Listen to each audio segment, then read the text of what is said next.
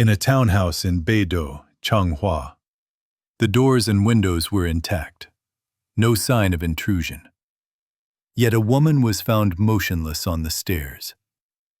Police first leaned toward a tragic fall, an accident inside a locked-room home. Her family refused cremation, and a second examination uncovered what everyone missed: a 1-meter scout rope embedded in her neck. That single detail shifted everything. Ligature marks, cartilage fractures, and death by suffocation, not a simple head injury. Then came the most shocking revelation. She was 5 months pregnant, and hidden prenatal records showed a due date, December 26, 2008. To find the father, investigators followed a digital trail, and a secret boyfriend from an online game surfaced. 25-year-old Liu Jiaming, linked to loans and a relationship no one saw coming. In September 2008, 39-year-old Tsai Yirong lived alone in Beidou, Changhua, in a 3-story townhouse her parents had bought for her.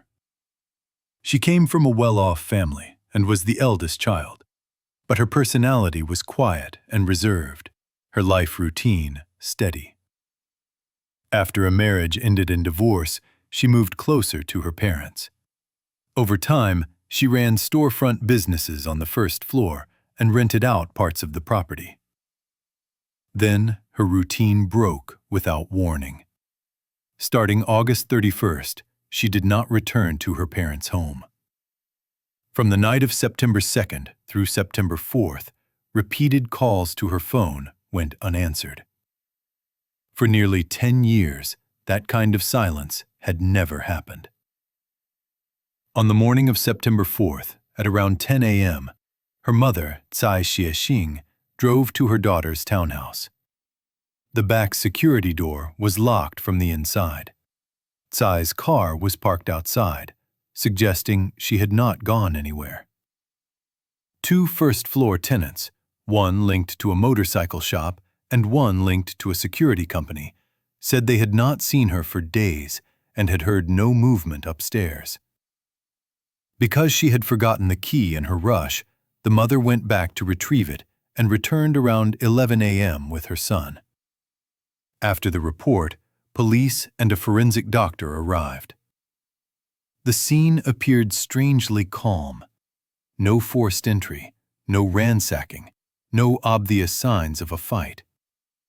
Valuables were still inside: cash, bank cards, jewelry, her phone. Yet her identification documents could not be found. Her body lay on the staircase, with a visible injury to the back of her head. With the house appearing sealed, investigators initially leaned toward an accident, possibly a fatal fall. But her family could not accept that conclusion. They argued the body position and injury pattern did not match an ordinary tumble, and the stairwell showed no clear evidence of a fall from higher up. Refusing cremation, they demanded a deeper examination. On September 5th, at about 3 p.m., with a prosecutor present, the family joined a formal re-examination at the morgue. Investigators narrowed the likely window of death to between 8 p.m. on September 2nd and midnight on September 3rd. And during that re-examination, the turning point was found at her neck: a roughly 1-meter scout rope that had been missed in the first inspection. Because of swelling, and because the rope had sunk into tissue, it had not been obvious at first glance. The conclusion flipped. This was no simple accident. Forensic findings pointed to homicide: death by suffocation associated with ligature marks and fractures of the thyroid cartilage and hyoid bone. The head wound, once treated as the cause, was reclassified as non-fatal. Even suicide theories were scrutinized, but the ligature pattern raised serious doubt. What began as a locked room accident became a murder investigation inside a house that still looked untouched. The second shock came immediately after the homicide determination. The forensic doctor discovered that Cai Yirong was 5 months pregnant. Investigators searched the townhouse again, this time with a new focus. If the killer was close enough to enter without force, the unborn child's father might be the key to everything. In her bedroom, they found prenatal examination records hidden in a secret compartment in her wardrobe. The documents came from a local maternal clinic, and the due date was clearly written: December 26, 2008. Overnight, what had looked like an accident or a suicide became a double-death murder case. Beidou police formed a task force led by Deputy Investigation Captain Zhang Qianqi. Their urgent question was simple: who was the father? Chan summoned more than a dozen relatives, friends, and tenants for questioning, searching for any trace of a hidden relationship. But the answers were frustrating. Blind dates had never progressed. She was known to stay home, rarely going out beyond family visits and basic errands. Clinic staff remembered that a young man accompanied her to at least one appointment, but in that era, cameras were uncommon, and no one could clearly recall his face. Investigators considered her ex-husband, Chang, suspecting a possible reconciliation. That lead collapsed quickly. Chang had moved away, and Cai still resented the betrayal that had ended the marriage. With close relationships ruled out, the task force pivoted to another possibility: an online connection. A friend, surnamed Hong, called police with a crucial memory. Cai had become absorbed in an online game. She once brought a younger man she met through the game to Hong's supermarket to apply for a cashier job. The job did not work out, but Hong had written down his details. Liu Jiaming, 25, from Taichung's Beitun district. Almost simultaneously, technicians accessed Cai's computer and uncovered financial evidence linking her to Liu. In June 2008, Cai had acted as a guarantor for him to borrow a large sum from a financial institution. About a month before her death, she had also lent him 40,000 NTD from her own pocket. The relationship was no longer speculation. It left a trail: money, risk, and dependence. Police obtained Liu's photo from household registration records and asked Cai's mother to identify him. She recognized him. About half a year earlier, he had shown up at Cai's braised food shop, introduced as an employee. Cai had even joked about making him her younger boyfriend, but her mother dismissed it as impossible. Just talk. Now, the joke looked like the outline of a hidden life her family never truly saw. Investigators now had a name, evidence, and motive pressure, but not their suspect. Liu Jiaming disappeared for nearly a month. Police described it as if he had vanished into thin air. Telephone tracing later revealed a key moment. On October 1st, at about 8 a.m., Liu called home from a public phone booth near a convenience store on Hongyang Road in Taoyuan's Zhongli district. Two detectives went north, reviewed nearby surveillance, and repeatedly saw a man matching his build, face not clearly visible, moving through that area. On October 3rd, around 4:30 p.m., they spotted two young men walking together at an intersection. One was tall and built like Liu. An officer called out, "Aming!" The tall man reflexively turned. That instinctive reaction was enough. They arrested him on the spot. The other man was identified as his brother. Accounts differed on whether he was older or younger. Liu was held in Taoyuan that evening. The next day, John personally escorted him back to Beidou for interrogation. At first, Liu admitted he was Tsai's boyfriend and the unborn child's father, but denied involvement in her death.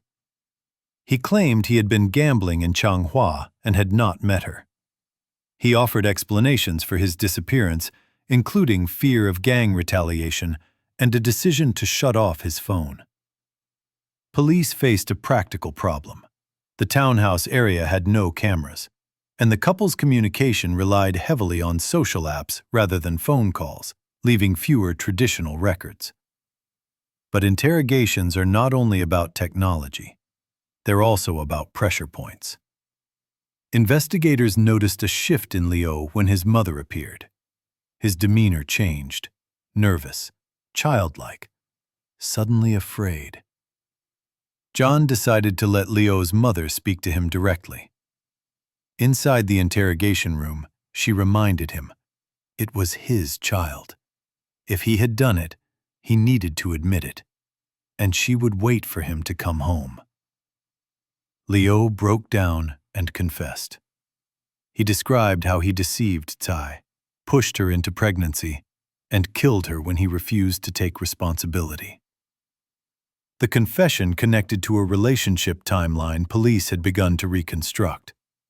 According to the investigation, in late 2007, Liu met Tsai through a game guild. He judged her as wealthy by her in-game equipment and approached her by offering free power leveling. They chatted constantly, even video called online. Tsai shared details of her failed marriage. Liu responded with intense affection, sweet talk, and promises. Tsai, longing for love and a child, accepted the relationship despite the age gap. By early February 2008, because Tsai wanted him to work and live in Changhua, Liu moved into her Beidou townhouse, presenting himself as a shop worker. Kai covered the household expenses and even gave him monthly allowance as wages. But Liu avoided real work, made excuses, and eventually insisted on returning to Taichung. They continued long distance, with Liu still visiting for overnight stays. In mid-May, Kai discovered she was pregnant and told Liu immediately, hoping it would anchor him to a future together. Instead, Liu treated the pregnancy as leverage. He claimed he owed high-interest debt related to his grandmother's medical expenses and asked Kai to help him secure low-interest financing. The entanglement deepened. Kai guaranteed a large loan for him in June and later lent him 40,000 NTD. The relationship deteriorated into repeated arguments, especially over where to live and whether the pregnancy should continue.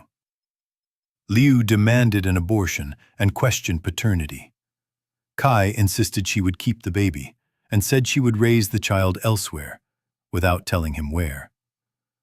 That threat, the loss of control, and the fear of consequences sharpened the conflict into something more dangerous. On September 1st, Liu drove to a casino in Yuanlin, lost his cash, and later went to Kai's townhouse in Beidou that afternoon. The next day, after another explosive argument, Kai moved toward the staircase as if to leave the house. Liu chased her, grabbed her arm, and tried to drag her back.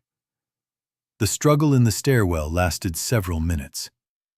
In rage, Liu tore a scout rope from a hanging decoration tied to the third-floor stair railing. He looped it from behind around her neck, tied a dead knot, and dragged her upward along the stairs. Kai lost consciousness from suffocation. Liu then lifted and tightened the rope again to ensure death. Later, forensic findings described 2 distinct ligature patterns and fractures consistent with that sequence. Afterward, Liu considered disposing of the body, but chose to stage a suicide scene, hoping the broken rope would mislead investigators. He moved the body to the location where she would later be found, and on that first day, the embedded rope was not noticed. Before leaving, Liu removed his own belongings and took Kai's identification documents. He locked the security door from the inside, preserving the illusion of a sealed home. He even drove again toward Yuanlin, attempting to reinforce the impression that his presence in Changhua was only for gambling. In the end, Liu was indicted for murder. The court described the method as cruel and conscienceless. But the final sentence was 15 years in prison, after the court considered reconciliation with the victim's family and signs of remorse. This case was never truly a mystery of architecture. The locked room was a staged calm, built from access, secrecy, and a crime designed to look ordinary, until one missed detail at the neck turned the entire story inside out.